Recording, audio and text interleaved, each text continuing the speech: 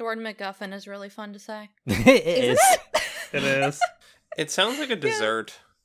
It does. I kind of want to eat I kind of want to eat a MacGuffin. I want to open a bakery, and my premier item is going to be called the MacGuffin Muffin. Trademark. I will give you all my money. Yes. In the inside, it has a mystery center. You don't know what it is. That's why it's the MacGuffin. Exactly. Cami, that's perfect. Yeah. Trademark that right now. You need to come back to Portland. Me and you can open a shop downtown. Let's go. Right. That is incredibly Portland now that I think about it. Like it is so Portland. It would not work in DC. It has to be here. You know what? That's so true.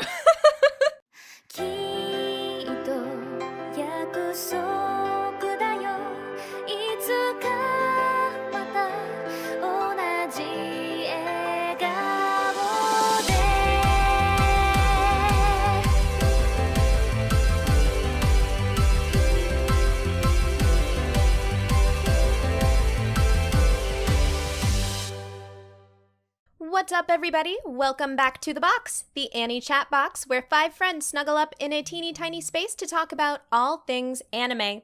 My name is Cami, and like it or not, you're stuck with me as your director for this episode. But none of this would be possible without the support and efforts of the rest of our staff. Providing us with his animated vocal delivery and experienced voice acting chops, there is the man of many voices, Gregory. Hello, Internet. How's it going? Yes. Identifying the good CG from the bad CG, you can find our resident mecha specialist in the one and only Jonathan Joestar. Hello there. Making sure that we cover the most relevant topics and keeping our dialogue sassy and snappy, there is our content and social media coordinator, Dominic. Hey, I don't know if I do any of that stuff, but I'm here.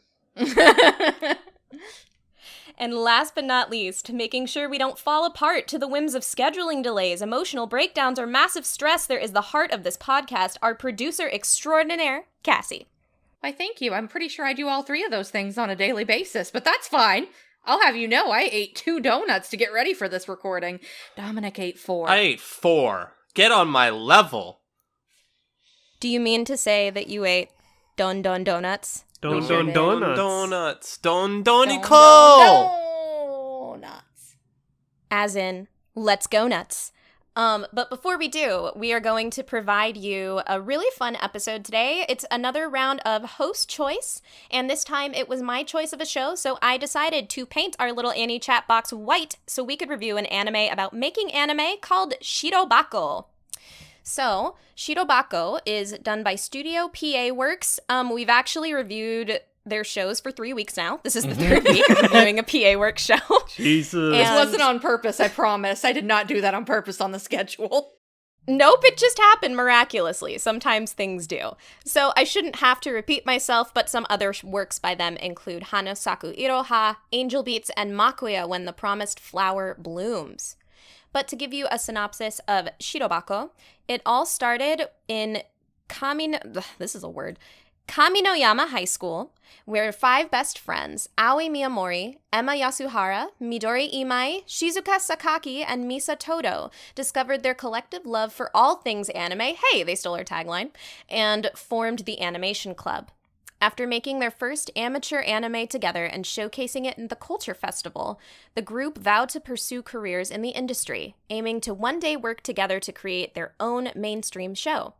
2.5 years later, Aoi and Emma have managed to land jobs at the illustrious Musashino Animation Production Company. The others are finding it difficult to get to their dream jobs. Shizuka is feeling the weight of not being recognized as a capable voice actress. Misa has a secure yet unsatisfying career designing 3D models for a car company. And Midori is a university student intent on pursuing her dream as a story writer. These 5 girls learn that the path to success is one with many diversions, but dreams can still be achieved through perseverance and a touch of eccentric creativity.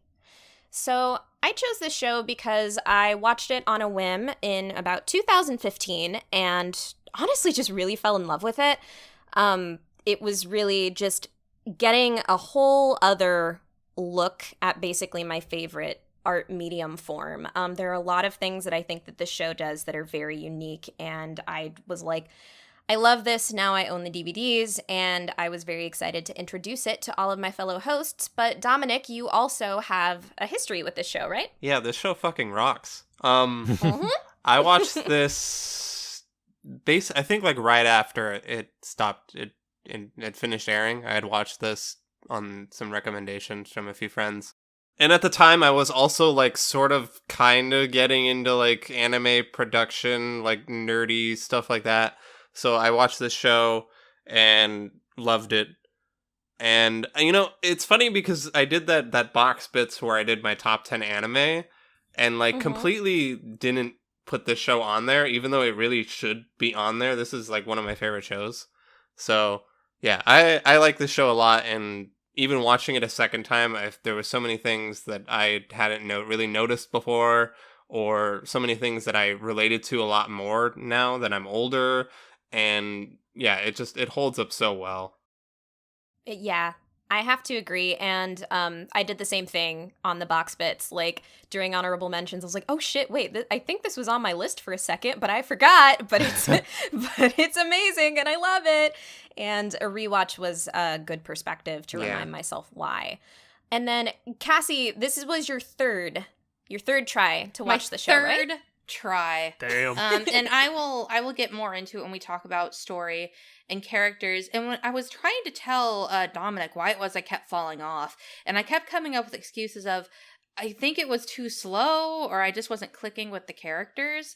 And when we started watching it again, and I guess this could be a way we could go into story, or we can come back to later, they throw so many characters at you from the beginning of the first episode, and I was like, oh, this was it. This was why. Because I don't know who anyone is, and now I've got to care about people. Oh, dear God almighty. But it gets better. It gets a lot better, and I'm happy I gave it a third shot, because I think the second core of this show is really, really good. It is yummy and delicious, just like the donuts that they consume. It's a really good show. I had to get to that second half, and it took me 3 tries to get there, but I did it! I did it! Yeah, you actually brought up my first talking point, which I just wanted to mention the fact that this show drops you right into the action. It does. Where the action is the everyday struggles of anime production. Lots of running around, a huge cast of characters, not only in the production house, but also external staff. And sometimes there are like jumps from night to day, or if you don't know the errands of a production assistant, you're kind of like, wait, why are we at this person's apartment? Like, what's going on? I found it quick paced, but I found the pacing pretty energizing. And I did want to know, again, so Cassie just illustrated how she felt about the pace. But like Craig and John, do you feel that it was easier to follow over time? Yeah, I feel as though as Cass said, the first episode or so are daunting in the fact that it's like, yo, it's showing all the characters' names next to when they show up on screen, but eventually those start to fade away, and they focus in on certain characters and what they're dealing with in that particular episode, or rather mini arc. What I started to notice is when they start interacting with the animation department, and then they have the guy talking about 2D and 3D, and I'm like, oh, we're having like quick asides to what's happening over there, what's happening with the director, and so on and so forth. Gotcha. Yeah, it really does throw you straight into the action with a literal initial D kind of segment of speeding around Tokyo, trying to get, I guess they were keyframes delivered to one of the other animators or something. And yeah, then you get to the episode and it's like, oh, this person, they have this title, this person has this title, and like, I still don't know everyone's names, to be honest. I have a cheat sheet, I will admit. Same. Yeah, I me mean, too. I don't think there's any shame with that. Hey, listen, the girl who brought this anime to the table and loves this show so much still has a cheat sheet, so you go. Exactly. But yeah, then it stops being like just the hectic day-to-day of trying to make an anime, and actually getting into like oh, there's this little bit of office drama, let's go focus on that and get that resolved. Oh, there's this little bit going on this side, let's focus on that and see what's going on there. And it just ends up all these little things that are going on around the place amongst the characters, and it ends up just being so enjoyable. I end up watching this more in one sitting than I ever meant to. As I was planning at the start of my week, I was like, okay, I can either watch it in like 4 episode bursts over such and such a number of days, or I can 6 episode bursts, such and such. I watched 8 episodes in a single sitting, and I was like, huh. I mean, that's not a bad thing. Oh my goodness. Let's see. And then Dominic, when you first watched the show, was the pacing like an issue for you? Was it easier to follow on a rewatch for you? I don't remember having issues with the pacing. But I think I have a little bit more slight experience with having to deal with 20 billion characters and cutting from all these different like scenes and stuff like that, because I've watched, Legend of Galactic Heroes. So there you go. yeah, so it wasn't that bad for me, but when we rewatched it, and me and Cassie watched like a good half of this like together. We watched the first episode together, and I was sitting there and I was like, oh yeah, that first episode really just like throws you in with Literally, yep. and just shoves all these characters at you. I was like, oh yeah, okay. Yeah, I forgot about that. Yeah, and they act like putting the name next to them and their position is going to help you remember. It just makes it worse because you're trying to read their dialogue and then see what they do, and then it's all these like production terms that you don't really know. I was going to get to that too. Like, Shirobako is such a show, don't tell kind of show. It's not like when you're watching Yuru Camp and they have that little moment aside with the guy who's narrating, who's telling you, this is what they're doing. This is why they're doing it. This is what the definition is of this thing that she is doing to eat this food. No, they're just like, oh, so we're going to go and do this thing at A and then B and then C and then something anime, something keyframes, something retake, something, and they expect you to not necessarily know but follow along, and I found that kind of intimidating at first. Yep. But I do think it does a good job of reintroducing terms enough that by the second half it's like, okay, and I like that they also, because this show easily could have stopped at 12 episodes and still been an okay anime, but the fact that it's 2 core is really important, and for the story too, because it not only takes you through the events of planning out 1 anime, but planning out 2. And that helps you refamiliarize yourself with the scenario that you're going through again. And even though newer problems come up, new snafus for Miyamori to deal with, we're starting to slowly get used to her work environment as she is. And it's like, okay, I see you, show. I see what you do. I get you. Another thing about the 2 cores is the first core, since it starts you like right in the middle of the action, they've already started working on the show. They've already got all the like storyboards and the setting and everything all planned out. The first episodes, about to hit and everything. And that's where the first core starts. The second core takes you through all the like pre-planning and everything that leads up to the actual show, like first starting out. And that first chunk of time before they've actually gotten the show out is where they also take a little bit of time to actually, like, if you still haven't really understood what some of these things they're talking about are, they'll go in. That's when they actually start to explain these things. So it's pretty nice. Both cores are different in the fact that the first production that they work on is an original, and the second one is based on a manga. So it has 2 different aspects in that too. And also the differences in like different challenges that can come with those 2 things.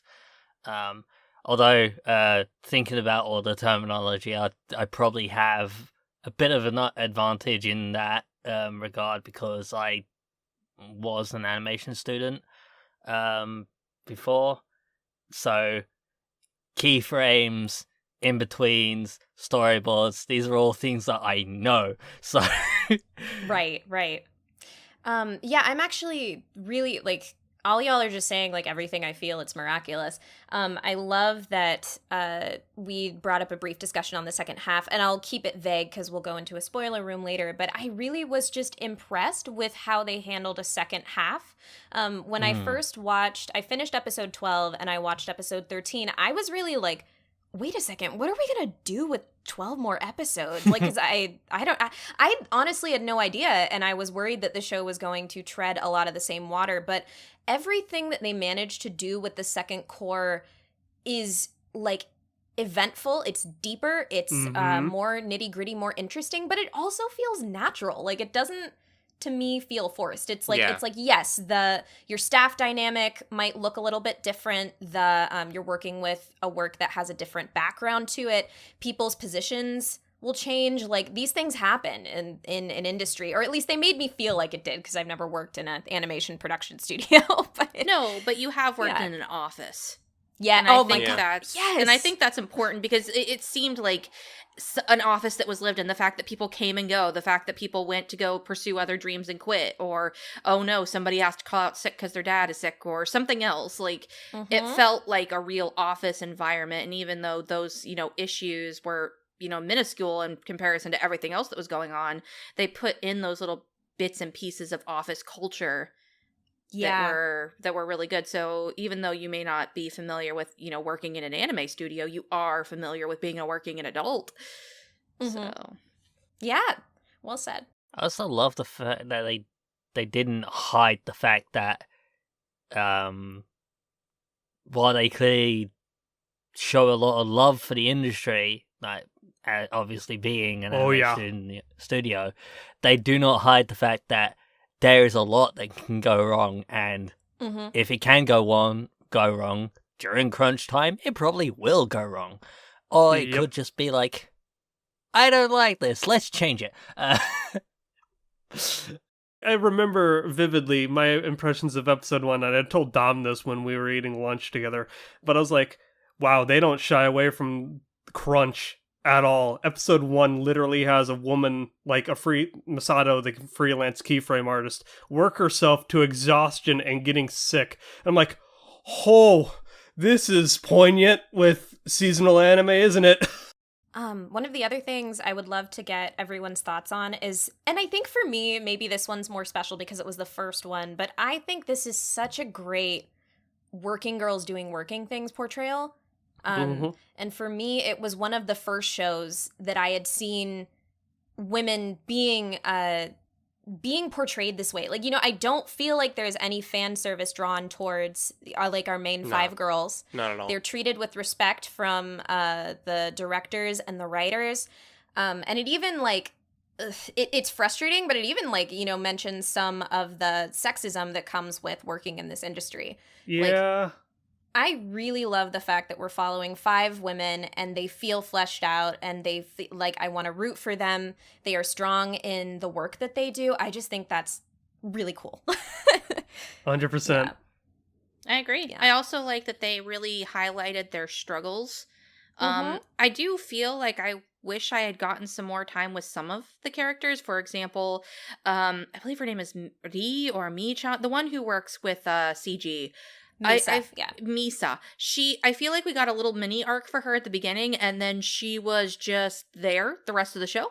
And we'll talk more of this during characters, but they did such a good job, for example, with Emma and having her character development not being the forefront of the screen, but happening around the screen, that I appreciated. And I think that and I feel like I wish that everybody had gotten that treatment. But for the most part, they did a really good job of highlighting most of their struggles and at making those struggles something that they dealt with the entire anime, with the exclusion of Mi-chan. Yeah, and I think that, especially with, or what I guess would I say? I think that they did probably the best job for me for the 5 leads that worked in Musashino, because we were seeing the day-to-day of Musashino in studio. So it was easier for them to incorporate that. And then, you're left kind of wait, what about, what's going on with Mi-chan, or what's Shizuka doing or something. Yeah. Which again, without going into spoilers, makes me also really like the second half, just to dive in some more and be all encompassing. Another thing that I wanted to mention is that I loved the way that this show focused so much on productional changes, like how it really matters when you animate a character having an emotional breakdown, what their face looks like, how you see an explosion in CG versus hand-drawn animation. Mm-hmm. And there was something, I think mostly in the first half, but they also did a bit of it in the second half, is you'd be faced with a dilemma in the studio, and then at the end you basically get to see the end result of everybody's work in just like a little clip that's like revealed silently. And I love that because I felt like I really had a sense of, you know, how everything tied together. I think I looked at Dominic at one point and was like, I want to watch Exodus. Like, oh my god, like, can we get an actual spin-off anime, please? I think there's an OVA or something, isn't there, of Exodus? I don't know. Watching them put Exodus together and seeing the little clips and them talking about it, I was just left like, is this Aikatsu? It's not an idol anime, but it kind of but is. They do sing. Yeah, but yeah, it's like a spy slash like a spy Hollywood action movie like fused with an idol anime basically. Yeah. That's what Exodus is. Nice. But yeah, Aikatsu is nothing like that. no, it's not even a little bit. Are you telling me they don't ride horses?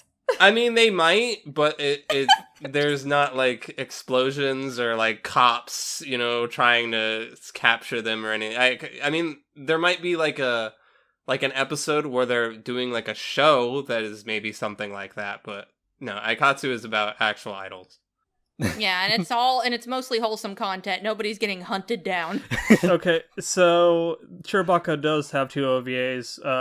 One focus on Exodus and the other focus on the other anime that they work on. Third Aerial Girl Squad. Oh my god. Okay. That's interesting. I might want to go watch those then, but I don't. Yeah, I didn't know that those existed. I'd like full-length animes though. I Yeah. don't want just Right? an OVA. They got you like that invested, which I think was also really big. I think that it does make a big difference in putting the show in better quality, and the fact that you care about what they're making. You know, like John and I talked last week about how the show we watched featured a MacGuffin, but you knew jack shit about it, and it's like the central plot for all the characters, and we're like, what is this thing? We don't know anything about it. We don't care about it. Like, you know everything about the production that they're working on, and you're just as invested in it as them, which I think is great. Yeah. The word MacGuffin is really fun to say. It is. It is. It sounds like a dessert. It does. I kind of want to eat them. I kind of want to eat a MacGuffin. I want to open a bakery, and my premier item is going to be called the MacGuffin Muffin. Trademark. I will give you all my money. Yes. In the inside, it has a mystery center. You don't know what it is. That's why it's the MacGuffin. Exactly. Cami, that's perfect. Trademark that right now. You need to come back to Portland. Me and you can open a shop downtown. Let's Dang go. right. That is incredibly Portland now that I think about it. Like It is so Portland. It would not work in DC. It has to be here. You know what? That's so true. Okay, so back to the show. Another thing that I just really found, especially on a rewatch, and Dominic, I'd love to know if you had a similar sort of perspective.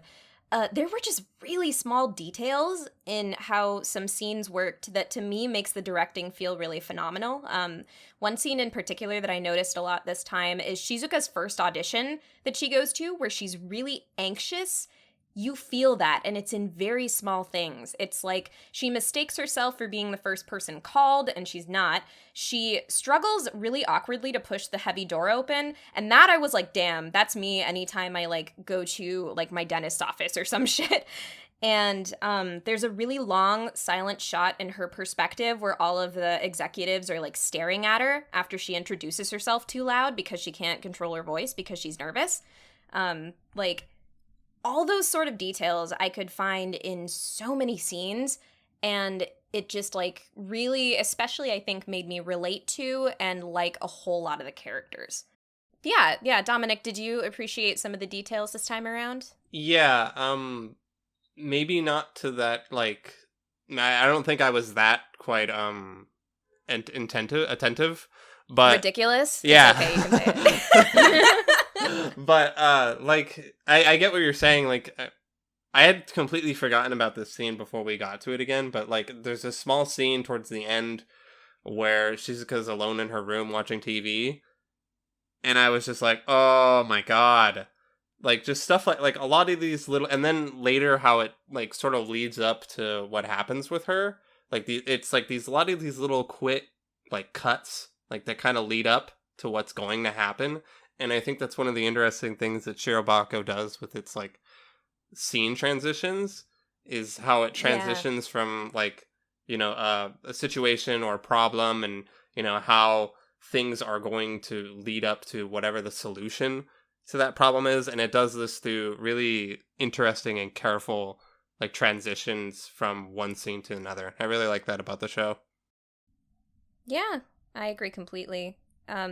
Another small one that I always love is when Miyamori gets a call from her mom after Exodus airs, and her mom's like, I watched that one show, Escadus or something, and she's like, oh, Exodus, and she's like, oh yeah, that one. I mean, I didn't really get the anime, but I've watched that part where it said your name in the credits, and we rewound it like 10 times. I was like, oh my god, What a mom. that's so Yeah. good. Yeah. that felt like a real family dynamic right there. So yeah, I love that stuff. So did anyone else actually have any notes on story? I think the only thing that I had, I'd probably bring back up in characters. Yeah, same. Okay. Well, yeah, that's definitely where we can go to next. We have a pretty varied set of icons in this chat, and I think we have a lot of people to talk about. So how about we start with our favorites? I'm going to call on John to speak up first on your favorite character. All right, so I have my icon set to Midori, Midori Imai, aka Diesel-san. Because... There you go. I was about to say, nobody knows who that is. Diesel-san! Diesel-san. I love that she got nicknamed Diesel-san because she helped. Like, apparently during Exodus, there's a scene involving a diesel train, and nobody knew anything about diesel trains, so they asked Miyamori for some like notes and research on diesel trains, and she kind of turned to Midori, who in turn deep dove into diesel trains and gave some really extensive but super helpful notes to them. And ever since, she has been Diesel-san. I love how she is just introduced as like, and as like a, because she's still a college student, and she feels like it too. And you know, it's funny because like a lot of the work that she is interested in doing is initially spurred by like habits that she probably just does as a university student. Which like is which deep is great. dive in research and like really getting really ingrained, and then breaking the research down and writing it out in her own words, but in ways that are really easy to understand for someone who has no interest in the subject. And she has this energy about her as well, the way when she gets into these kind of situations and how she like rebounds off of other characters, and it's just there's like so much good about her character that I just really enjoyed. Yeah, she does have a really like a high motivation and drive, and she's very energized, and I like that a lot of it comes from those around her. Like at the beginning, for so long, she's just like, you know, I'm so motivated just by seeing what you all do that like as soon as possible I want to make my mark, which is really sweet. Yeah. And I also love her design. I think she's so cute. She has the best She's very fashion cute. sense, like hands She down. does, yes. I want her entire wardrobe. I love her tights. Yeah. I also like her what is it, her dynamic with what's his name, Shimeji Maitake, The guy with scenario writer, right? yeah, Yeah. the scenario writer who types on his little keyboard. He has the mustache and the hat. I'm like, she calls him master all the time, and I'm like, I was like, this is cute. She's learning to be a screenwriter and getting like got a mentor figure. This is awesome. Yeah, and like the him giving her little assignments when he's like, I'm not teaching you, but you can do this if you want to mess a little bit around. I Great. love that dynamic between the two. And the fact that she did manage to get her little step in, like, through this little research that got her the nickname Diesel-san, she ended up getting brought into the studio, I guess. I mean, that's probably one of the most realistic ways somebody gets into this kind of industry is just pure luck and connections. Like, most of my friends who work for Crunchyroll are like, I don't know how I got here. Mm-hmm. I just do lettering, and I work with Manga Gamer, and I just lucked into this job one day because one of my friends was like, hey, we're hiring, you want to do this That's thing? awesome. And that's what she's been doing, and that's basically the same thing that happened with good old Diesel-chan over here. She did something, somebody remembered her name, and boom. That's just how it works. That's how a Yeah. lot of jobs work, actually. Yeah, that's actually a super good point. Yeah, Networking. I don't think I even really knew what they were going to do with her at first, too, but I really liked how they handled her character.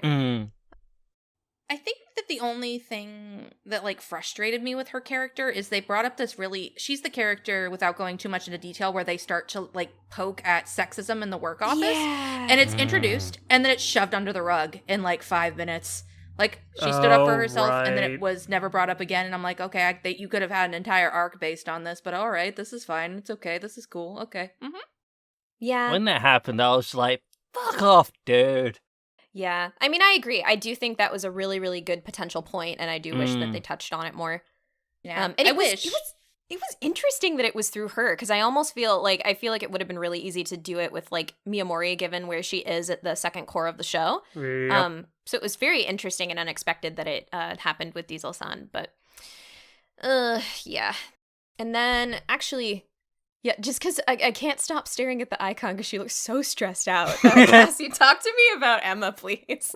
Emma's great. One of the things I liked the most about her is I think that next to Miyamori, she had some of the best character development in the entire show. She's not the same person she was at the beginning as she is at the end. I think that there's a lot of people who have accomplishments and they change and they grow, but I think that her growth is on screen a lot. For example, she starts out with very little to no confidence and has a very hard time doing anything without stressing out. Or thinking she won't be able to do what she needs to do. Even the smallest little thing, like, oh, I need you to do a retake, makes her think that, you know, the person who asked her to do the retakes doesn't like her art. And I'm like, if that Yeah. isn't a fucking mood, if I make one mistake at work, I'm dead for the entire day. But I like that throughout the show, she not only learns to, you know, believe in her own art and her own, I don't know, capabilities, but she also takes on kind of an underling who starts to look up to her, which shows that she does have the capabilities of showing people what she can do. And then later on in the show, without going too much into, you know, details about it, she gets offered another big position, and she does falter like she did at the beginning of the show. But I don't think the person she was at the beginning of the show would not have accepted the job. Well said. But she had a conversation with Diesel, and it's one of my favorite scenes in the entire show. She goes and talks with Diesel, and Diesel's working on this interesting thing with the storyboards. And she's like, you know, aren't you scared to do something so new that you don't know how to do? And she's like, no, what I'm scared about is I won't be able to make anime. Yeah. And Emma has this little, you know, epiphany, and she goes and she does what she does, and whether she succeeds or fails, I will not say, but she becomes more of a person, but she still has those, I don't know, like moments of anxiety that are part of her character, so they can't all be gone. And I feel like she was just really realistic, and I loved her. Also, her design is cute, and she had a cute little dance, and I liked it a whole lot. Oh my god. Also, like, going back to her character development, at the start of the series, she's very quiet, very stuttery, and like, doesn't like talking over people or like interrupting. It stops mid-sentence a lot. But by the end of the series, she's still very soft-spoken, but you can definitely feel the confidence there. The stutter's gone, and she just says what she means, and like, just such a huge building confidence that you can see in pretty much every aspect of how she's portrayed. She's still not the most confident person in the series, but still leagues above where she was at the start. Yeah, and you constantly see little scenes with her. She even, towards the end, offers to take a scene that she really wants to do. Oh, my heart. Yeah, because she wanted to do the scene that was involving her other friends, and we'll talk about it in spoilers, because that fucked me up when I was already fucked up. But, you know, she wouldn't have done that at the beginning of the show. She wouldn't have raised her hand and said, hey, I want to do this. So she's just very good. She is a good character. She is. On that note, I also just like the dynamic of all the animation department. Like, she has a good relationship with Iguchi. She like, they hang out with and understand Osagawara, Osagawara, I think? Yeah, that's her name. Goth Loli-sama. Gotulali-sama! Lali-sama! I just called her Ojo-sama, who That's specializes in softball. She's dangerously good at that. And as y'all were saying, she comes into her own and essentially gets her own, like, disciple who essentially is attached to the hip with her. But it's really cute, and it proves that she's gone places. She has a goal, and she wants to keep making anime, as Cass said. It's admirable. Yeah, she has a really nice call with her mom towards the end, too, that I'll talk about in spoilers, because that messed me up, too. Yeah. I love I think this is just a thing I really like in anime, too, but, like, I love the fact that she was mentored and then she becomes a mentor. Like, that's one of my favorite character development traits. And it also really feels like with the person that she started working with, nobody else but Emma could be that mentor for her. Just because of how she is as a person. And it just feels really genuine, and I love it. And yeah. God, this show's full of good girls. Yeah, okay, because I kind of want to tagline these next two. But Dominic and Craig, decide how you're gonna start, but please. I was here first. Man. Yep, that's fair.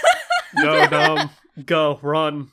So, my favorite character is Shizuka, or Zuka-chan, as they call her. And that's been my favorite character ever since the first time I watched the show. Because I tend to really gravitate towards characters who just have a really fucking rough time. And, like, are still, like, giving it their all and trying their best to do what they want to do, and yeah, Shizuka's got one of because she's not working on anime for a good most of the show, and so she doesn't have as much screen time as, like, anyone who's working at Musani or anything. But what we do get with her are, like, in my opinion, some of the most palpably, like, just raw scenes of how work life and just trying to follow what your dream is, to me.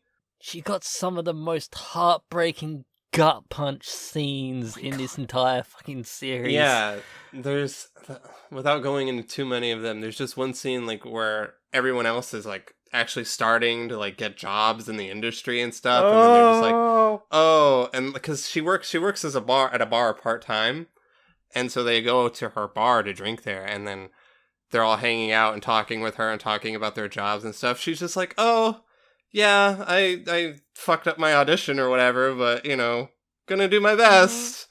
Glad to know you're all still, working on anime and stuff. And it's just like, it hurts.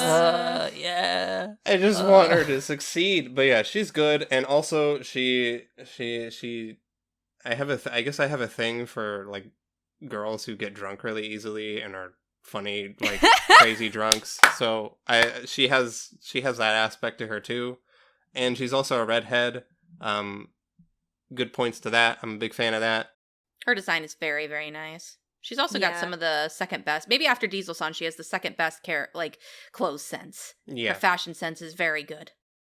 Also, just going back to that, that audition that you mentioned. Is it? I want to know if it's the same one, because when there were bits about that scene that made me think, oh, she got this one, and then it was like, no, she didn't. Oh, fuck. Yeah, we'll probably talk about that in spoilers more without going, because you don't want to ruin those parts No, of no, the no. best parts of the show. I actually really like Zuka a lot too, partially because both Cami and Dominic, and I can't remember if Craig, but they were like, Cassie, this character, you'll relate to her a lot. You'll like her a lot because she's basically you. And I was like, oh, cool. And then I watched it and I was like, yeah, that's too much for me. So that's a lot. Yeah. So yeah, I mean, I should have fucking clarified. I mean, in many ways, but particularly for me, because I know that you've had a passion for voice acting for a long time. Oh, for sure. But like just also her struggles as well. I think that she's Yeah. the most relatable character in the cast from me. I'm not saying you guys were wrong. I'm saying you were a little too right. And it was a little too real. And sorry. and I was like, yeah, I could see it. But yeah, I liked her character a lot. If anything, my only complaint is I understand why we didn't get many scenes with her. I wish we had had more. Like, even if it was just like a little cut to her, like, going to see her old teachers, like, shows or something. Which I think they did in one little, like, montage. They had one part where she was, like, actually acting in them, yeah. Yeah, I would have liked to see like an entire scene where she's doing that. Just, I don't know, just a little bit more screen time with her because she was great. And Just like, hey, I'm still here. I understand why, but I would have liked more of her. She's very good. She's a very good character. On rewatch, I was kind of like, I think it's because when I first watched it, she gave such a strong impression for me that on rewatch, I was like, oh yeah, there really isn't as much of her as I thought or kind of wanted. I thought the same thing. Yeah, I definitely noticed that. Yeah.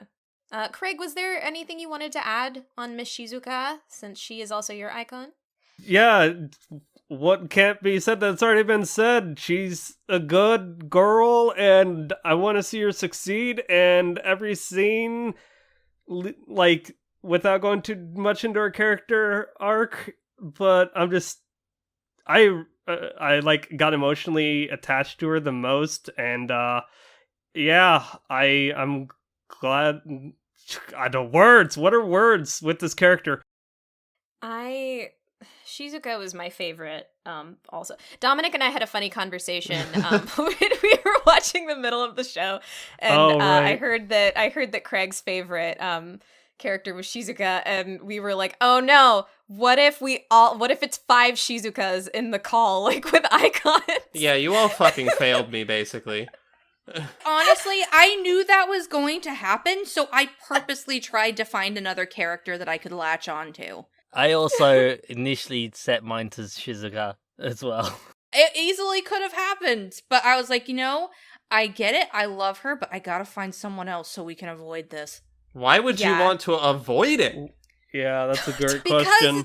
Because Emma deserves love too. But I could have posted something on the Twitter of all of us with a nice Shizuka icon, and I could have been like, look at all of us repping best girl. Okay. And you ruined this for me. I'm sorry. I will write you a letter of apology. Good. Yes. So it was funny because then Dominic and I were also like, okay, well, I have a backup character. And we also found out that we have the same top 3 girls. Yeah. Which includes 2 that have already been talked about.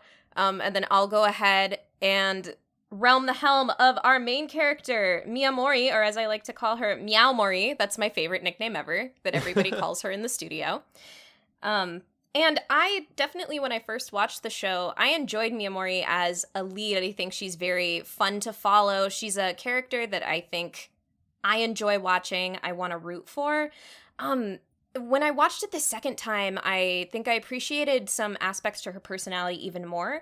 I love the fact that she is adaptable, and she's also unafraid to be pushy when, like, it's just needed. Like, dire straits, she's just like, I'm gonna run around, I'm gonna call all these people I don't know, I'm gonna, like, ask them very front forward about this thing that I need. And I feel like that's a quality that I really admire, and I wish I had in myself, like, when I need to get work done. To just say what needs to be done and advocate for what I need. And she's just very supportive of her friends and those around her. and that she is just, I love the fact that she is moved by other people's passion. That's a quality that I could relate to. And I went to undergrad for film, and I never really like did any heavy duty work, but I did a 3-day 72-hour short film competition. And with my teammates, I ended up basically serving the role of producer and was like running around with people, handing out contracts, making sure they knew what was going on and making sure our timeline was done. And I feel like if I was to work in film production or animation production, then I would work as a producer. I like that aspect of where it's kind of HR and connecting to people and dipping all of your hands into like every aspect of the production. So yeah, I really liked her already, but I just really, really appreciated her on a rewatch. And I think she's a great main character. I was about to say, like, she's such a fun main character to follow. I'm also convinced that she's fucking crazy. But she's just stressed out. I'm not going to spoil it for those of you who have not seen it, but she has a bad habit of talking to things or people that are not actually there. But yeah, I like how you mentioned her pushiness and stuff, because like on rewatch especially, like just one of my favorite Miyamori moments is when she goes in where they're playing mahjong, and yes, and then they basically send her to this show's version of Hideaki Anno as like kind of like as like a joke. They're just like, oh yeah, this person will do it. They're really great, and she's just like, okay, yeah, sure, I'll go do that. And they're like, is she actually going to go do that? Does she not recognize the name we just dropped?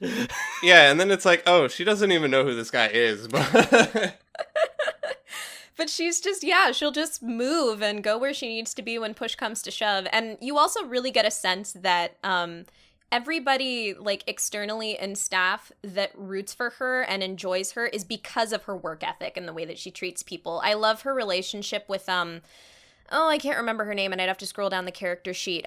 Was it Misato, Craig, that you mentioned? The female key animator who works at home. Yeah, it is. Yeah, Segawa-san?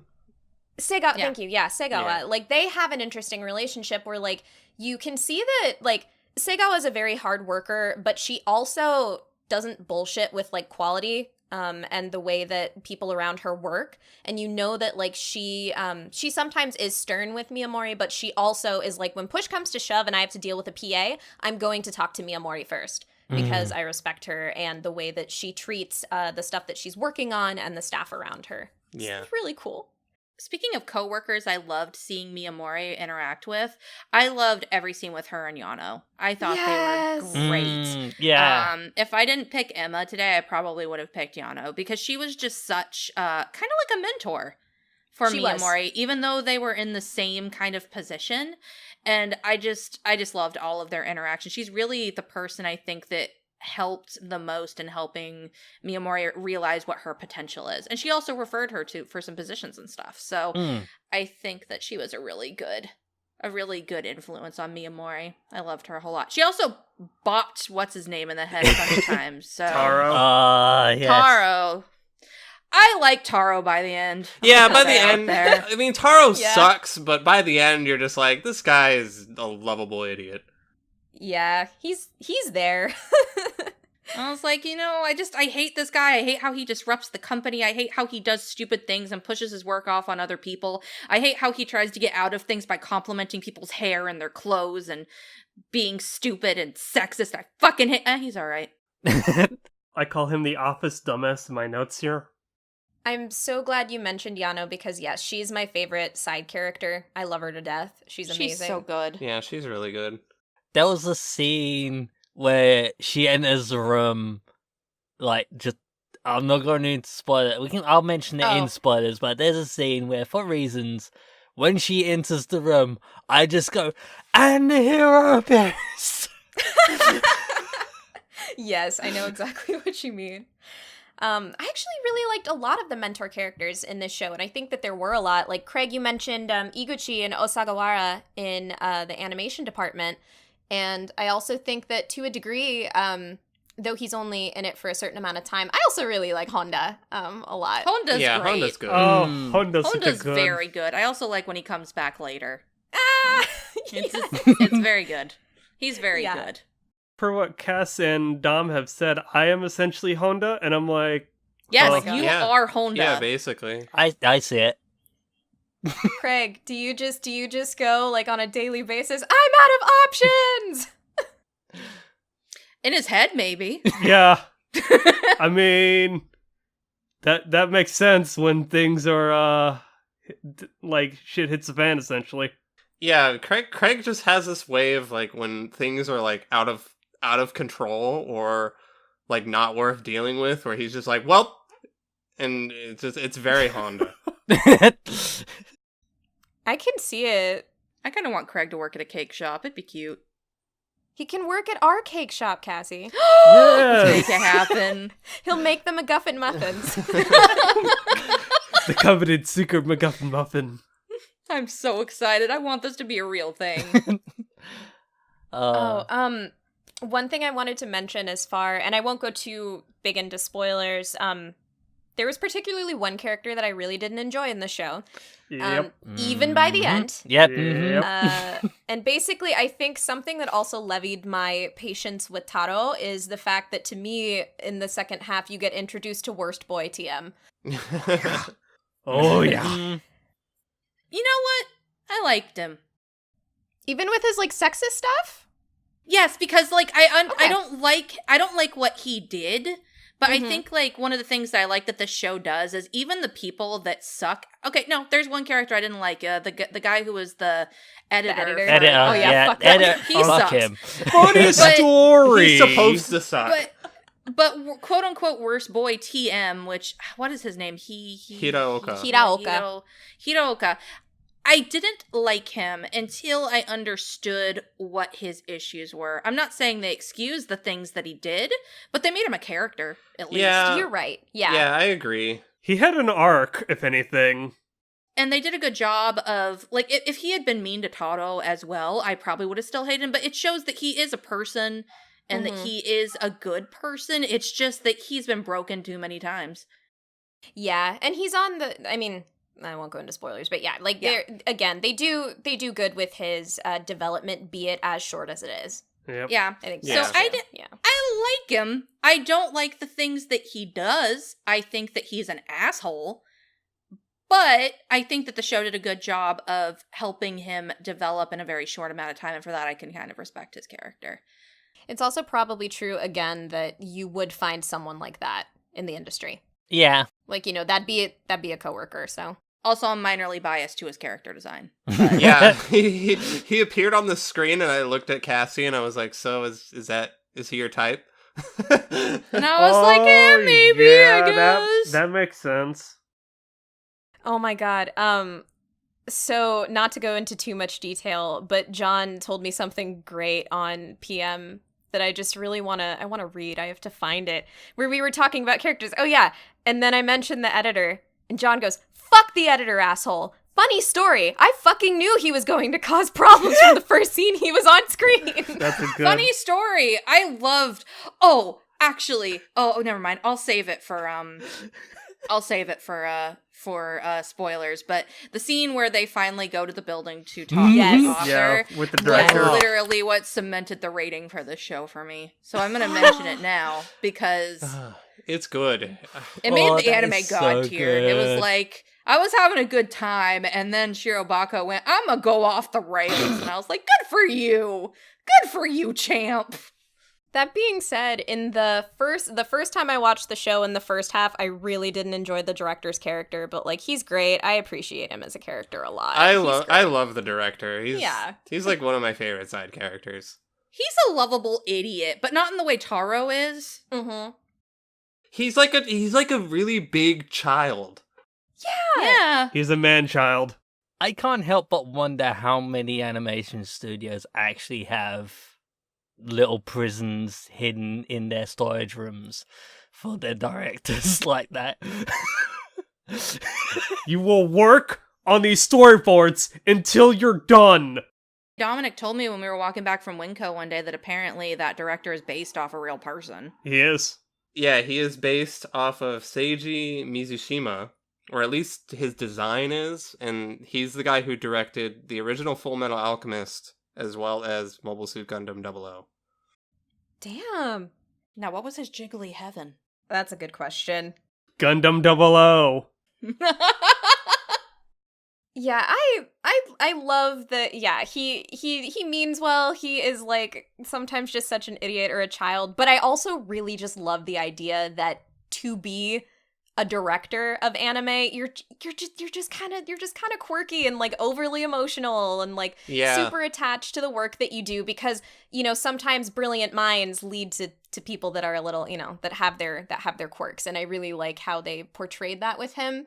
I loved it whenever like he was listening to the theme music and you see him tapping his foot and then all of a sudden he's like flying in the sky. Yeah. Like stands up in T-poses. I also love whenever he's like watching like the finished episodes or whatever before they're like completed. He's always like crying. He's like, he's so into it. I love him. They also show his moments of brilliance. Like, it's not just, oh, he's a brilliant director, let's show how he's not. Like, they show the ways that he is definitely a gigantic man-child. But they also show scenes where he literally shows why he's meant to be there and that he is kind of a genius.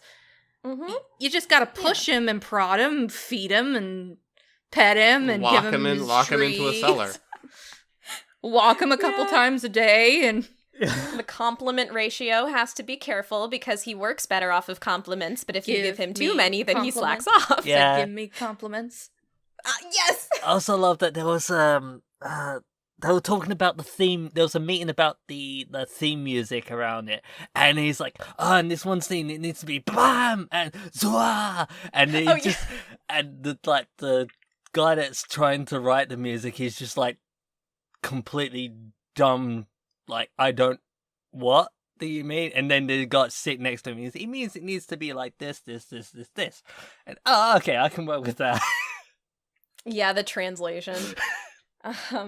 Another just real quick shout out. I really loved Sato and Ando. Me too. Come in the second half. Yeah, they play off of each other so well because they're very different, but you can see how both of them contribute to the production staff. And, even though they're only there in small bits, I really love them. I love their character designs. I relate a lot to Ando. I feel really like good. That's how I'd be in an anime industry. We're all finding our character in the anime. Yeah, well, yeah, I think that's something that the show does really well. I feel like there is at least one character that you can really relate to or really, really enjoy. So, yeah.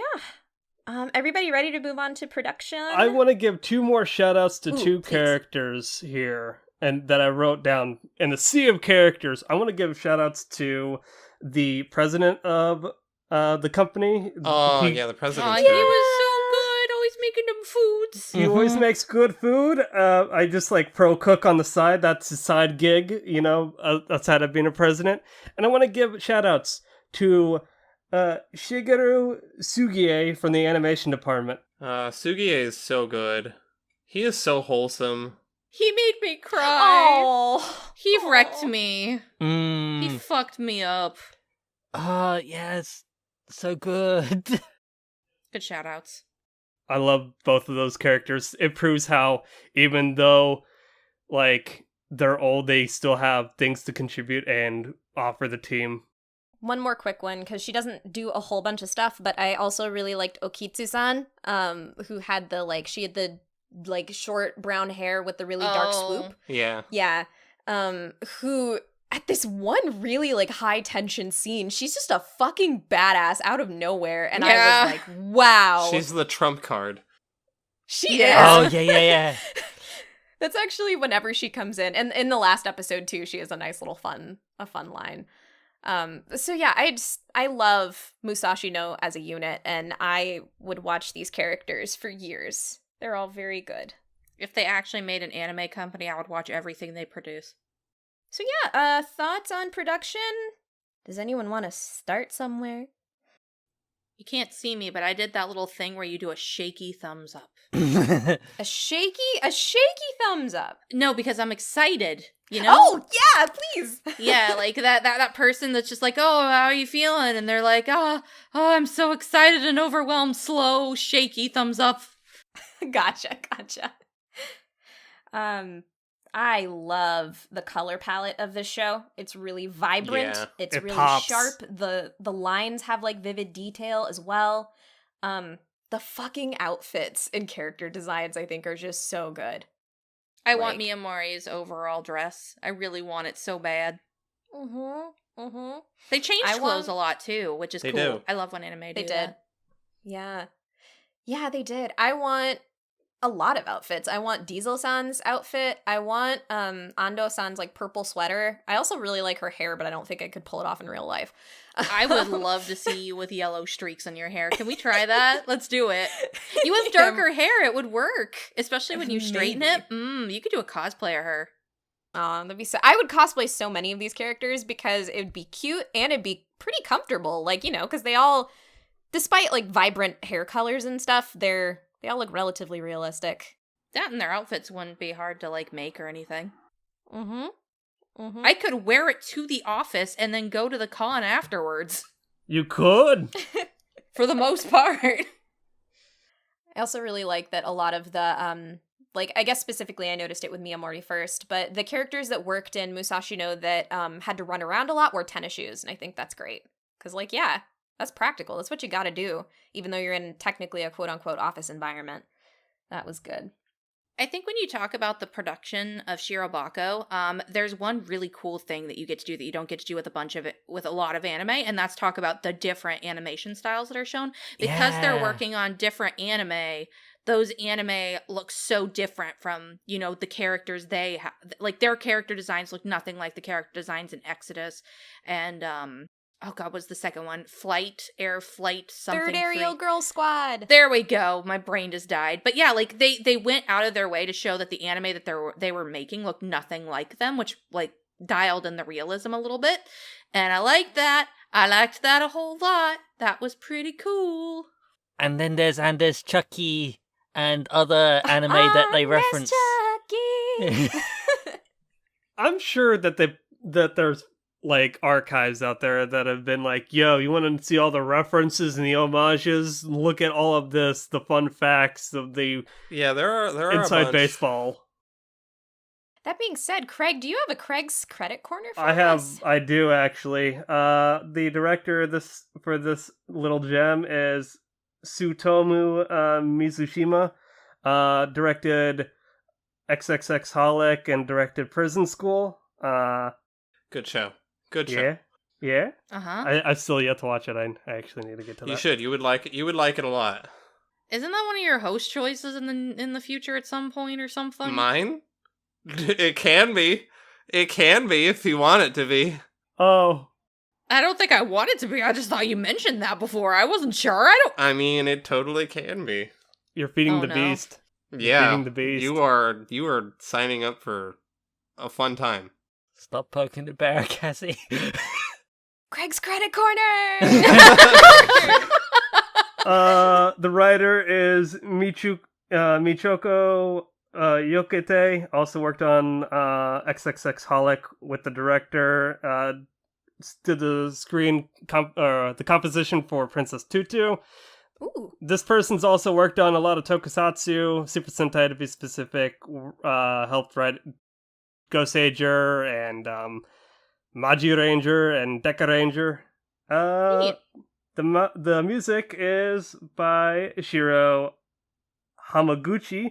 That person has done the music for One Piece. This is an original, and I actually looked at the wiki, and I didn't get this until like halfway through the show. What does the term Shirobako mean, actually?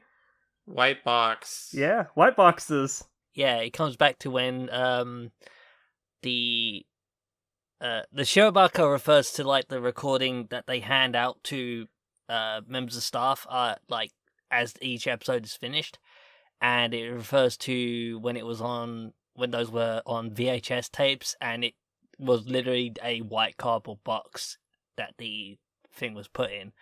That was at the end of episode 12, where she said, Shirobako, oh, look, it's a Shirobako. It's essentially the test footage after the episode's been compiled.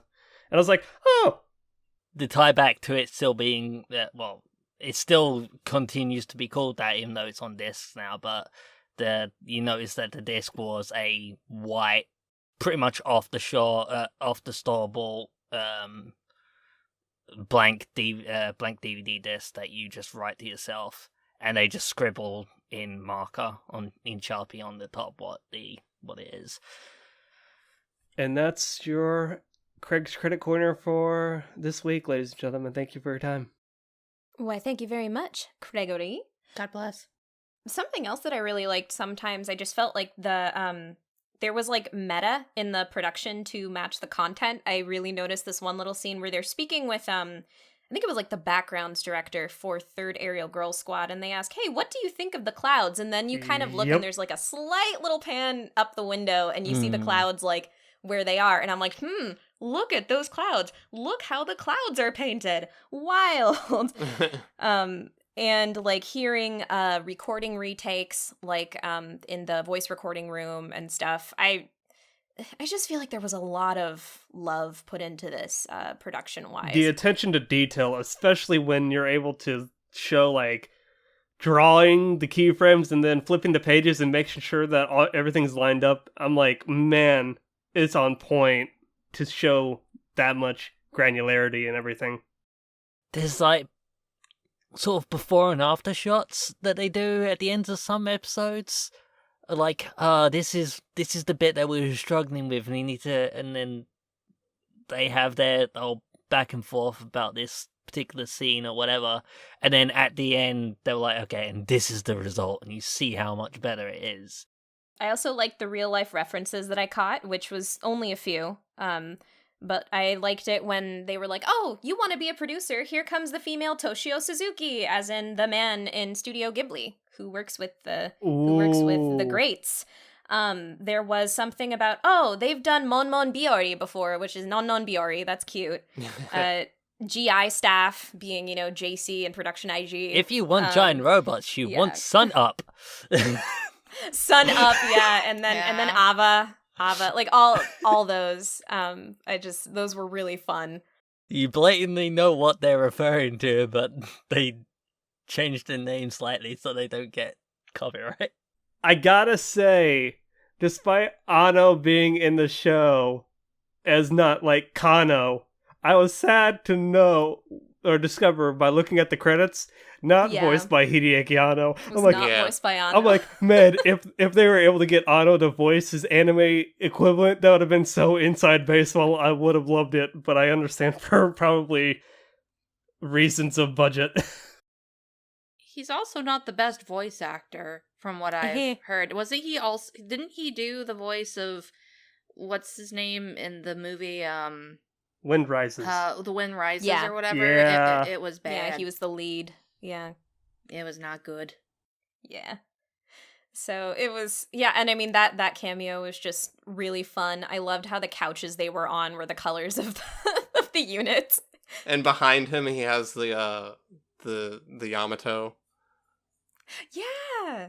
Oh my god. There was also there are a bunch of other like old time references to stuff like that. The whole Idepon episode. I was telling this to Cassie, is a play on Ideon, which is an old Yoshiyuki Tomino anime that he made shortly after doing Gundam. That is so cool. And then when they're doing there's an episode about the 2D versus 3D. Mm-hmm. The guy who's all about 2D, when he goes drinking and he's consulting with the older animator, that guy is based off Itano, who basically coined this entire animation sequence, the Itano Circus, which is where like someone shoots a whole bunch of missiles and they all swirl around and go in like crazy directions, and it looks like incredibly hard to animate. And they show like an example of it afterwards. Yeah. So a lot of little cool things like that. And then there's the part in episode 20. This isn't an anime thing, but just the part in episode 23 where a certain character is going through and he's like doing these quote unquote attacks, and they're all just based on Street Fighter moves. Yeah. Oh, I didn't get that. I caught it. But he replaces, because all the moves have like Ken, which is fist in Ken it. or like fist in them, and he replaces them with what Belly. he's actually using. Oh, right! Tatsumaki, or belly swirl, right? I remember that now. Yeah. That's great. That was good stuff. I love the OPs and the EDs in the show as well. Mm. Like, Mhm. they're beautifully produced. I love that you can pick out stuff as you're rewatching through them. Even in the OPs, like, I was talking with Cami earlier about the EDs, about how the EDs change as the show goes. But one thing that I caught from the second opening that really made me happy was that Miyamori had her little laptop has an Exodus wallpaper. And I'm like, oh, That's what that was. I wondered what it was. yeah, I was like, oh, she has a little background from the first anime she worked on that we saw. Oh, that's cute. There's a lot of little things like sprinkled throughout the show, of course, but in the OPs and EDs, they took a lot of care to making those extremely rewatchable. And the EDs, especially in the second half, change every time. The first ED only kind of slightly changes, but it's really fun to watch, and it's got a really good song. I just loved all of them, so I just wanted to shoo in there really quick. Speaking of the OPs and EDs, one thing I really like is how they're kind of like especially the second OP and the second ED are like thematically linked to what's going on in the show. Like how it shows in the first OP, it shows, you know, the planes and everything, and how each of them are actually in the planes that like go through.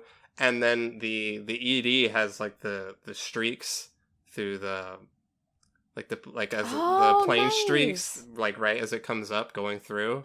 I was like, oh, that's really cool. I like that a lot. La, la, la, la, la.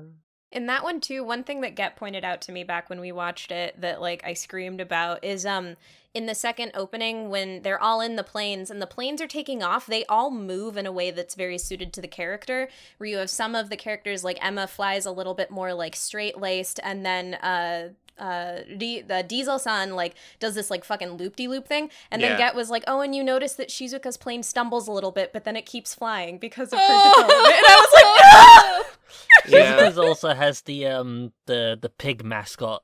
Yeah, the plum pig. The plum pig, that was it. He's got that as an icon on the side of it. That's cute. That's really cute. Yeah, so I agree. I think that they are all super good all around. Even from just an animation perspective, I love in Love Letter where it's you have these toys that start moving, and the way that they start moving, they start with very simple, like rigid motions, and then you see them start to do more like flexible stuff. You even see them like doing the little punch out like warm-ups to like get their bodies moving. Like, it's just a really cool, appreciated like little sense of motion, and it's super cute, and I love it. I also like the music on the show. It's very chill. It is. And very again, like I was even just listening to it to kind of just refresh myself on the score, because while like it's not music, in my opinion, is not necessarily the thing that I have the hardest time remembering, because I have a memory of a goldfish. So I was like, oh yeah, this is very chill music. This is it sets the mood very well. Yeah, I really like the piece that plays during sentimental moments. It usually made me cry. Mhm. So, good job to them there. Also, I just want to say that fucking PA works with their CG. Like, the cars are definitely CG, but they still look so good. And it's still really well animated. And mentioned this in the previous episode when we was talking about series. With Jaeger. Which also had good CG. That also had good CG, and like also the planes, and as you said, with the movements of the planes, like it's so good.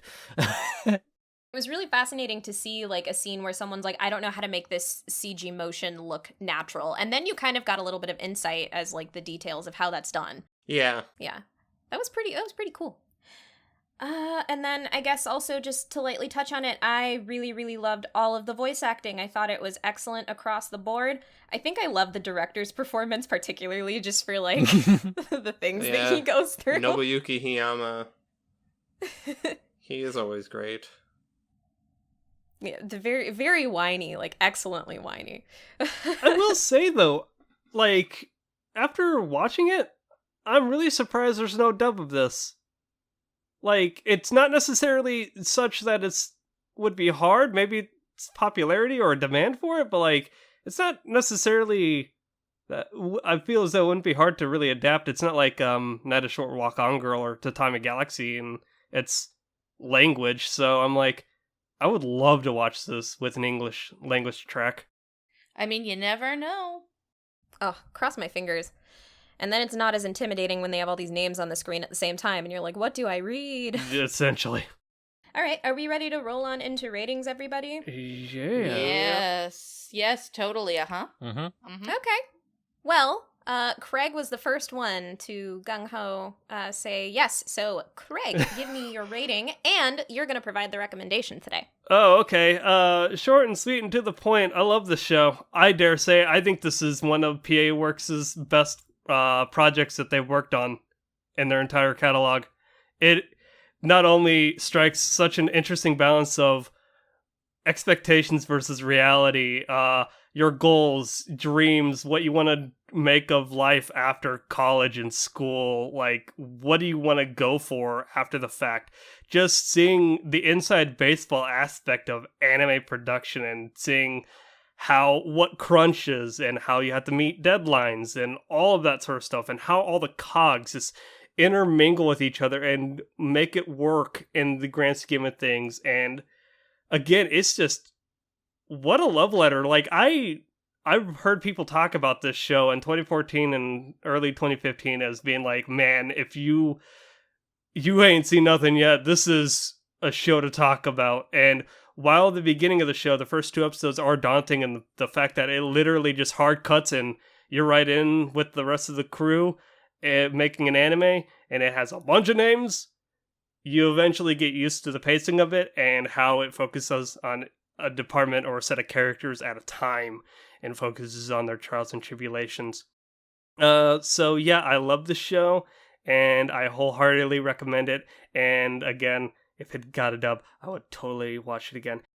And again, just watching it for like, and Cami and Dom said earlier, it's just you get to pick up on so much more meta commentary and subtlety and attention to detail and that sort of stuff. So, with that being said, I'm going to recommend the anime/manga Bakuman. You want a project about making manga. It's by the people that wrote and illustrated Death Note, so it's got like excellent writing and it's got quirky characters in that. I will say, it's interesting in the fact that I read the manga. Well, I caught up with the manga and read it as it was being serialized. I feel as though Shirobako actually has more realistic takes on some aspects than Bakuman does. I won't go into that here, but if you want another case of what it is for Inside Baseball in terms of stats and ratings and crunch, then Bakuman is your bet. I'm really happy that you have seen that, because I saw it as like one of the number 1 recommendations for Shirobako, but I've never watched it. So yeah. I was like, I need someone who's seen it. Yeah, I've seen a bit of it, but not the entire thing. Yeah, I admittedly have only seen like, I'd say like half of season 1. It's got 3 seasons out. It's all by JC Staff. But honestly, I would say read the manga, because I think the pacing is a little bit better in the manga, but that's just me. We've also got the meta about reading the manga, about making a manga. I would say, because I've dabbled with the manga and I've dabbled with the anime, I'd actually disagree. I like the anime better. So either way, check it out. Yeah, pick your preference. Yeah, just go check it out regardless. It's good. Dominic, are you ready for your rating? Am I ever? So yeah, like I said at the beginning, this is straight up one of my favorite shows. Watching it again, I cried basically at the same points that I cried the first time I watched the show. So that's how you know it's good, when I'll actually admit to crying to it. But yeah, Shirobako is just a completely poignant love letter to the medium by people who actively work in it, and it's conveyed through almost every single aspect of the show. And I think that anyone who enjoys anime and is, into anime enough to listen to us talk about anime should probably give it a look, because it's not only just an enjoyable show on its own right, but it also give you a lot of insight into how these shows are made, what goes into that, and I think that's valuable knowledge for anybody who, partakes in this medium to have. But yeah, it's just a really, really wonderful experience and something that I think most people should give a shot. Yeah, so it's a love it. Please watch it. It's really fucking good. Amen to that. Jonathan Joestar. I'm just gonna outright say and follow up after Dom. I cried too much. This series left me such a fucking wreck that I can't give it anything less than a love it. There were too many scenes that I cried. I cried over characters that I didn't expect to cry over. And then just as I stop crying over one scene, something else happens, and I start crying again. I cried too much to not give this a series. I love it. And even when I wasn't crying, there was so much to enjoy. It built up to those moments that just really... And even the frustrating parts eventually had moments like, okay, no, this is fine, this is fine. Or just outright, fuck yeah, fuck this guy. Just all things I can talk about in spoilers. It's a really good series. Please watch it if you're listening to us and haven't already. All right, Cassie, are you as ready as you'll ever be? So, funny story. Yes. Oh my god. Oh my god. I am ready. I've eaten my donuts. I watched the show. I'm here. I'm ready to go. Let's go. I think up until about episode 11 or 12 of the show, I would have given it a like it. And that's where I was for the first few times I watched it as well. The first time I watched the show, I didn't get very far at all. And that wasn't because of the show. That was because I was just really busy. And the second time I watched it, I got up to episode 11 and it just wasn't clicking with me. I wasn't as invested as I had hoped I would be. And then this third time watching it, I don't know if it's just because I'm watching it now when I'm a little bit older and not wiser, that's for certain, but just, I guess, more experience under my belt in working in office environments and seeing how all the cogs work, albeit it's a different kind of office. I think I had more of an appreciation even for the first half. Now that I finally got to the second half, after 3 tries, I think that boosted it up for a love it for me too. Mostly because I was really invested this time. It took a few tries, but you got there. You did it, anime. I'm so proud of you. The second half of the show really tries to flesh out the entirety of the cast instead of just a few couple of characters that we get to hang out with for a couple of episodes, and I appreciated that a whole lot. I also appreciated just the way that they changed up the dynamics of the problems that the characters face both emotionally and in the office in the second half. I think I also was just at that point along for the ride. So I think that it took a few tries, but I think Shirobako is an amazing anime. It's probably the best working girls doing working things shows I have seen, and that says a lot. Wow. It's probably the best in its genre. It's a million times better than Sakura Quest, and I will admit there was a part of me that was a little bit biased because I watched Sakura Quest. It's by the same people. And was like, I wasn't really big on Sakura Quest. I don't know if I really want to try Shirobako again. And it was way better. Its pacing is a bit intimidating at first. But once you sit with it for a little while and actually give the characters a chance to, fall in love with them, you will. They'll take you on a first couple dates and you'll be a little uncertain, and then you're married and have 5 kids and you're not entirely sure how you got here. Anyway, it's a love it. It's good. It's a good show. Oh, that's awesome. Okay. So Shirobako felt filled to the brim with so much love for animation and working in the anime industry. And because of that, I in turn fell in love with the show. Rather than thinking of a few really large-scale reasons, it's more that I can think of hundreds of little details that just fill me with joy when I watch it. Hence also why I suck at reviewing it, because I just want to gush about all these little scenes and aspects that I love. Sorry. So while being a peek into my favorite art medium, it's also a story of striving for excellence, supporting those around you, and reaching for your dreams. Those messages really just strike me right in the heart and make the show something truly special. So of course, I love this show. And I am psyched as fuck for the movie that's coming in 2020. Yeah. Oh, there's a movie? Yep, they're making a movie. Yeah. Oh, interesting. I wonder what it will be about. Yeah, I only just found out about this a little moment earlier as well. I found out about it 2 seconds ago. I did not know.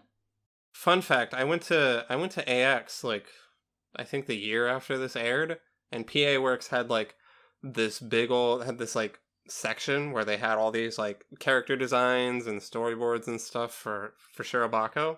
And then they had this like little place where you can like write PA Works a little note. And myself, along with like a bunch of other people, wrote more Shirobako, please. Yep. Yes. I'm glad they finally heard. They heard you. Yeah, nothing's confirmed about necessarily the details, but it will be original content, so not a recap film, which is super exciting. Nice. Yeah. Okay. And then I will divert us. We're going to go into a spoiler room on our comfy chairs. But before we do that, I have to do a little bit of just administrative stuff, covering some stuff. So if you want to get in touch with us, you can do so at twitter.com/AnnieChatbox, or you can send us email at anniechatmail@gmail.com. You can listen to us at iTunes, Google Play, Stitcher, TuneIn, SoundCloud, and YouTube. And you can find our Patreon at patreon.com/AnnieChatbox. Big shout out to our patrons, Sarah, CorpsyAnn, Carol, Suki, and Paul. We love you, and we've got some patron reviews coming up down the pipeline. So be excited for that. And, of course, if you are not tired of Craig's voice, if you want more of his many voices and his friends with many funny voices, you can check out Save Our Progress at soundcloud.com/saveourprogress, where they talk about everything, and I think they have an anime movie night coming up. Is that right, Craig? Yeah, oh god, I don't want to timestamp it, but yeah, we're going to be talking about Ghost in the Shell, their first Ghost in the Shell movie, so that ought to be pretty stellar. Yeah. So you can go ahead and check them all out on there. We are going to go into spoilers, so if you don't want to be spoiled on this fabulous anime, and please don't, just go watch it, it's so good, then we wish you adieu, and we will see you next time. Everybody ran out. Everybody got their beanbags ready? Off topic, I wonder if the Shirobako movie is going to be about them making a follow-up movie to Exodus or something. Maybe. That might be interesting. I mean, it would be a good angle if they decided to do, because, the series was about working on anime series, and I think there are differences when you're working on a movie. Yeah. That would be so good. Yeah. Either way, I'm just excited to see the characters again. Yeah, same Or regardless. maybe we'll finally get a theatrical release of that thing that they made in their high school years. yeah, that they the wanna 7 make lucky again. battle gods. That, yeah. The seven Maybe lucky that's what it'll be. Maybe. That's awesome. I love those girls, but I mean, out of like Exodus and Third Aerial Girls, I was like, do I need to watch the 7 Lucky Battle Gods? I would watch the I would 7 love to lucky see battle that. gods. I I don't would. know about you guys. I would. It looks interesting. Damn right. Actually, it was really sweet. That's true, because they said they'd draw them better, they could act them better, Yep. they could write a better script, so Yep. they're primed for it. All right, episode 23. Okay, so like we were sitting there watching it, and like since I've already seen it before, I was like, as I knew what was happening, like it was that scene, it was coming. I was like, it wasn't even like she had gotten in the booth yet or anything. It was just, it's this scene. Oh god, and like I was already starting to tear up and cry and everything, and I was like, I hope she doesn't look back at me and see me crying before anything actually like happens, because that would be embarrassing. And then I was just a mess afterwards. When they were like, didn't we hear someone that we liked the sound of, but didn't we? And I was like, Zuka. I also just love that Zuka didn't tell any of her friends she got the part. I She know. just, I mean, I don't know, and I don't even know if that's an NDA thing or something, but the fact that she just showed up and Miyamori was just blown away by it really impacted the scene a lot more than I think if Zuka had told her. So Yeah. I appreciated it, but I was also like, wow, you're kind of an awful friend. I would But- imagine it's NDAs. I don't know. I think you could tell somebody if you got a part, but I guess don't I know. was always under the impression, because they're in such a rush to do the last episode, I feel Yeah. like it was very touch and go. It was literally just like, hey, we need you in the office, come get it. And yeah, I don't Yeah. know. Yeah. No, I just thought it was funny yeah. that she didn't tell anybody, but that made the scene more impactful because Miyamori Yeah. was like blown away, and then when she was actually performing and she had to put her little script up in front of her face, 'cause she It was gets me every crying. time. Because she was so happy. Because like Miyamori is like, even when she goes through some of her most stressful times, like we never see her cry. I know, right? Yeah, that's like one of the very few times you see her like completely lose composure. Mm. Yeah. Like even Oh when my she's stressed, she's just like blank faced. I am so stressed. I don't think I should be doing this.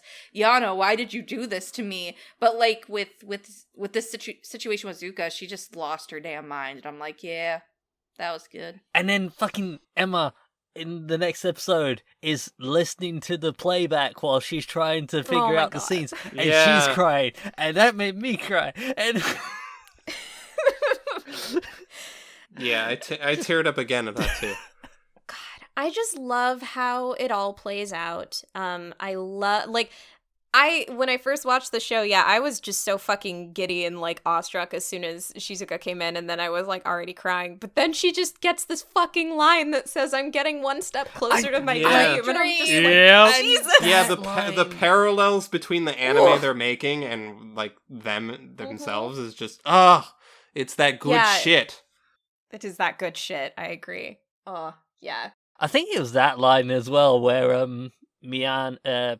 Miyamori ends up starting to tear up herself, and then Zuka looks over and she's just an absolute fucking mess.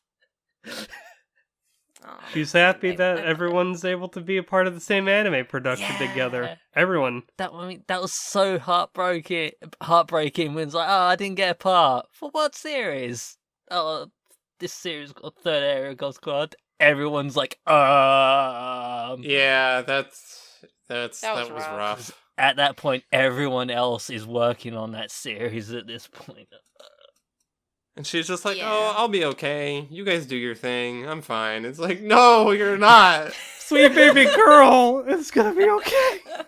The scene while we're talking about Zuka that Dominic mentioned earlier as well, where she's just like sitting in her room watching these voice actors give interviews on TV, and they're talking Ugh. about all of her troubles, and she's just like, I would trade with you in a She's heartbeat. just sitting Like, there just- like Drinking. dull-faced drinking, a beer, and just like, "Hey, I'll trade with you." Like it's just like, Yeah. well, the blue, like she's sitting there in this like dark room with nothing but the TV. It's just like, I just want you to be happy. I know. Yep. Yep. Even when I was rewatching it, Get was like sitting by me for a little bit, and then he's like, "Shizuka is such a good girl, and she works so hard, and we love her." And I was like, "Yes, we love Yes. her in this house." 100%. we love all of these girls in this house. Yeah, they're all. I do really love all of them. Yeah, They're good girls. they're all really good. But yeah, I wanted more of Diesel though, because it's Mhm. just out of all of the characters, I just wanted to know more about her and like about her writing and Yeah. where she was gonna go with it. And I also really wanted them to flesh out the situation with TM Worst Boy. That's what we're just gonna call him because I can't remember his name ever. Like with Shirobako. him and Diesel and the whole like, oh, it must be nice that you're a girl, that you're, getting this opportunity. Because you can bat your eyelids at the guy and he'll bend over backwards. Fuck off. That's not what happened. Oh, he knows that's not what happened. I think that's the point. He's jealous. Yeah. Yeah. He's well I think- aware that that's not what she did. Yeah, I think the reason that comes up with Diesel particularly is because at that point she's like maybe the only like new person, like she's the Yeah. newest besides him, and so he immediately goes after her. Yeah, and I totally get that. Yeah. And I think it was a brilliant setup, and I wish they had done some. I wanted another scene between them where maybe he could have learned a lesson from her or something. I don't know. I just wanted them to do more with it. Yeah, I can see that. On that note, I feel as though the episode where they're scouting for like the voices. Oh my god. I think that was the weakest episode in the entire series. Because, I don't... like, yeah, go ahead. because you have the three guys talking about how they're going to scout the ladies, and the one guy is just talking about objectifying her and like by her physical. And I'm like, oh my god. But that's something that might happen in a meeting like that. I don't think that's weak at all. Yeah, I get why Yeah. it might be frustrating in some sense, but Bad phrasing. It's not weak, it's frustrating. Let me rephrase it. I think that's it. Yeah. Yeah. Like, I think that scene for me is one of the most painstaking scenes to watch. When I was rewatching, I was like, God damn it. I don't want to watch the fucking guys yelling and being obnoxious. And the editor's there as well, and he's just like there and is like, yeah, whatever, I'll give it the okay. Yeah, but it's very real. Yeah. I think that's, yeah. like these are the guys who are basically like funding this shit, and Yep. they're the ones who are trying to get their their decisions made, and it's kind of poignant that nobody can like really be like, no, we can't, like do, like no one in that room that isn't those three guys can really say too much in opposition to them. Yeah. And I think it's just really poignant how that scene goes on for so long, and how in the actual like show they were sitting there for like 14 hours or something discussing Yeah. this stuff, and it's just like, oh man, like this sucks. Yeah. Yeah, and I think it's great that they had that. I think that it, like, while it's frustrating to watch and it's definitely, like, numbing, like, that's how you're supposed to feel, because that's how Yeah. they're feeling. And like Dominic said, it's not like they had any power to say, sit down, shut up, your opinions are terrible. Like, they can't do that. Yeah. And eventually the director had to be like, but I really like this girl. Which, by the way, the girl they picked to play Adia, I liked her a little bit too. I liked her a whole It lot. was adorable. I was over here like, they almost scouted Zuka, and then they went with someone else. And then I was like, by then I didn't know that Zuka was going to be in the show as like the side character, the sister, Aunt Lucy. And I'm like, fuck, if she's not going to be involved in any capacity, I am going to cry. I actually was having the same anxiety because I was like, we are on episode 21 and she has not done anything yet. Yeah. Like, this character has been built up to me to have like some sort of like miraculous ending to her arc. Where is this happening? I'm getting worried. Yeah, that was Sweet catharsis. Thank you. They couldn't end the series without getting Zuka involved somewhere or another. They can't do that to her. Oh, another thing we alluded to that I just want to mention is like Skinny Honda. I love it. Oh, Skinny Honda's great. You've betrayed our fat alliance. I love their fucking sumo fight in the prison as well while he was still working there, and then he comes back. You betrayed the alliance. # Team Fat. That's what I wrote in my notes. He's just like, I have a Mont Blanc. Yeah. And he's like, I don't want to see a skinny Honda. Oh, that was cute. That was super cute. What did y'all think of in the second half straight away that they're like, hey, Miyamori, you're production desk now? Oh my god, I was so worried for her. Same. Yeah!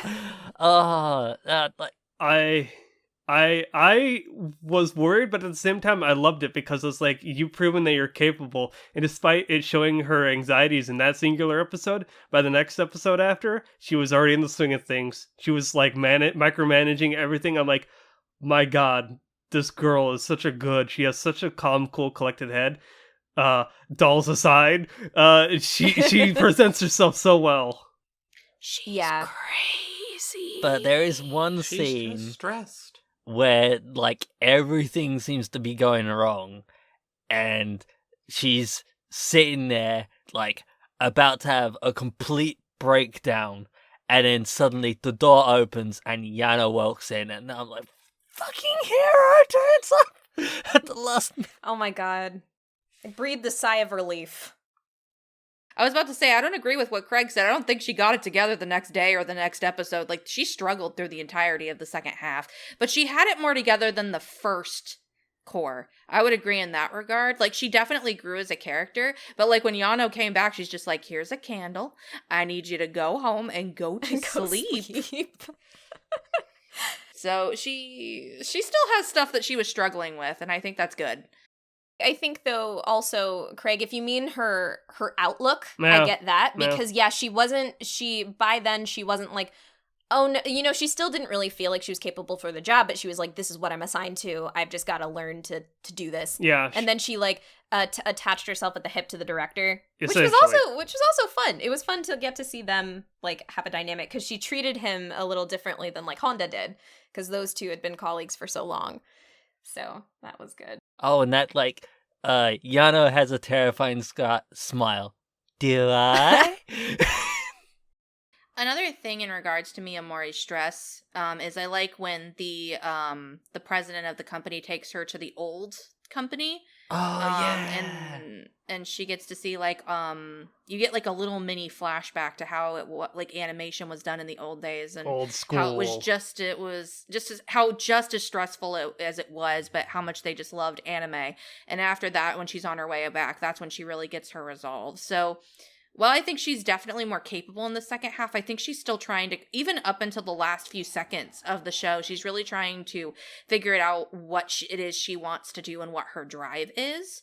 She's not all together. She is, Yeah. but she isn't. Mm-hmm.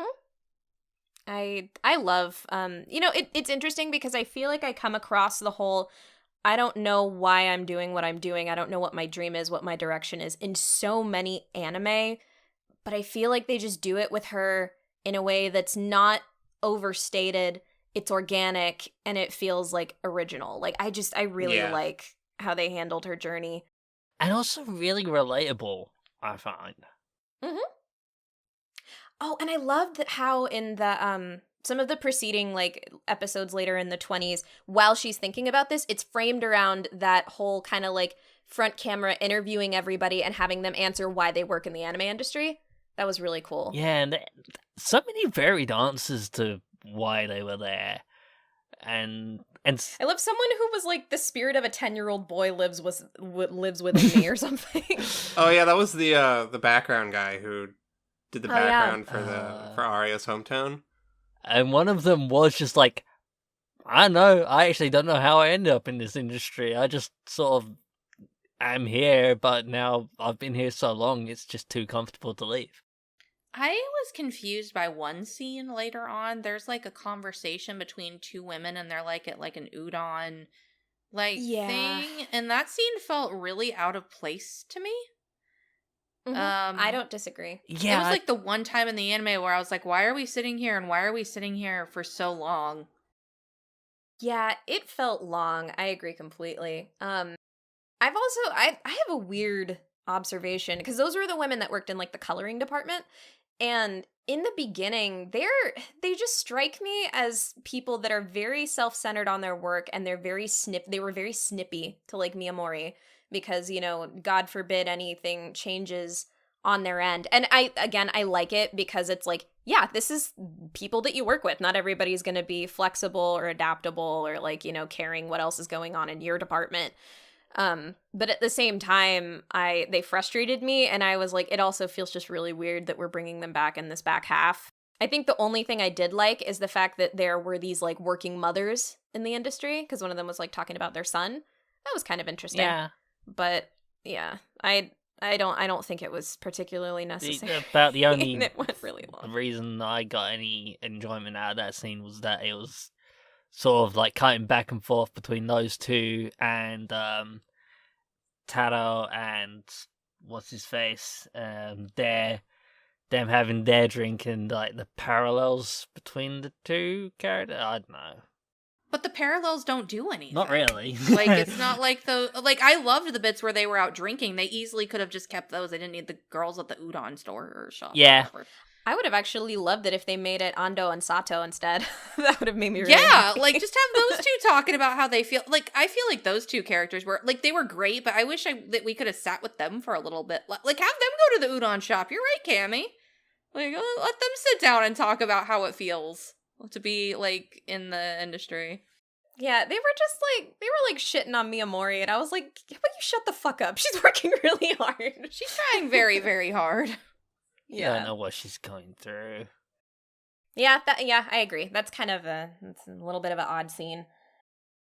But other than that, most of it was pretty good. I still believe that the first episode hits you like a truck, but other than that, it was pretty good. I think that the pacing the third time through watching it was a lot better, and the second half really is very, very good. It was after it was like the next day after that drinking scene that, Worst Boy TM, whose name I've completely forgotten, Hiraoka. Hiraoka.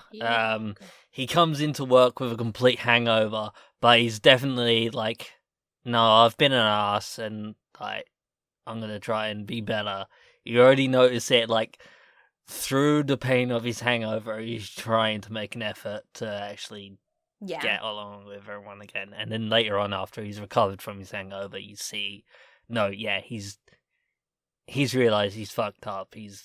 This isn't the same place that he worked at before. And he can be that. He can bring that passion he used to have back in and try and get it back. He also loves cats. He has a cat. He has a cat. Did anyone else like Goth Lali-sama's like little backstory, like why she dresses the way she does? I did. I also liked how she encouraged, Icho, I can't remember her name. The girl in the coloring, or not coloring, and the other girl who did, keyframes. Design. Iguchi. Character design. She encouraged her to try character design. And I thought that was really neat, which is kind of interesting because she was the one who went up to Emma and was like, hey, I think that you should try doing all these other things. So it was nice to see somebody else also kind of being a mentor for her. You had mentors for mentors for mentors for mentors in the show, and it was very nice. Mentorception. Yeah. The mentorship in this show is so good. I love it. Yeah. I can't think of any other spoilers. Does anyone have any that we missed? No, I'm trying to about think of it. something. I actually really... Oh, wait, yes, we didn't talk about the scene. So the scene that solidified this anime as a love it for me is when the director is given this cowboy getup. Oh, yeah. And shows up. Oh, yeah. And then just wrecks the building. And then, like, there are, like, people who are in there who are, like... It was just completely ridiculous. Like, they were like, oh, we're cleaning this elevator. You can't get on it. And it was, like, somebody else who had worked at their company. And... The two producers who had been trying to get in contact with the author for, like, ages were, like, helping him behind the scenes in, like, random get-ups. It was really funny. It was really silly. And then he comes in and does all of these moves with his fat tummy. Just spinning around. And then he gets in there and we also get some, closure for, wow, this editor was terrible and he's gonna probably get fired. Yeah. It was great. Yeah. And Yeah. the original author isn't as much of an ass as he's been made out to. He's just been completely left out of the loop by the fucking editor and is getting things at the last moment and not any opportunity to actually communicate. I also love that the way that they actually eventually ended up getting in contact with him was Honda going, his email address is at the bottom of his email. Like, come on, you work in a fucking office. You should know to look there. I was just a little bit dumbfounded then. But then again, a lot of people who work in that office are very lovably stupid, but still, bliss. Maybe they just got the impression that the manga author was such an asshole that they didn't want to bother him. No, that was not the case. They spent most of the second half trying to get a hold of him, but they said they didn't have his contact information. Oh, okay. And then Honda was like, his email address is at the bottom of his email. It's right there. Leave it to Honda to, like, come in and save the day. Yeah, that's how he do. That's how he do. Ah, man. Actually, I'm kind of bummed that I didn't, like, mention this during story, but that's okay. I love the way this show ends. I think it's a satisfying ending, personally. Another scene that fucked me up was Miyamori's speech. And then after she says Kampai, you got cut into everyone in the room that was involved, holding up their glasses. And then it cuts to the 5 main characters of the fucking anime that they're working on have just miraculously appeared in the room with this glow around them, also holding up their beers. All these damn hallucinations. Goddamn. Stuff. Miyamori, Yeah. please go get help. But yeah, I like basically for me, it ended without me being like, oh shit, I need a second season. You know, like I was relatively satisfied.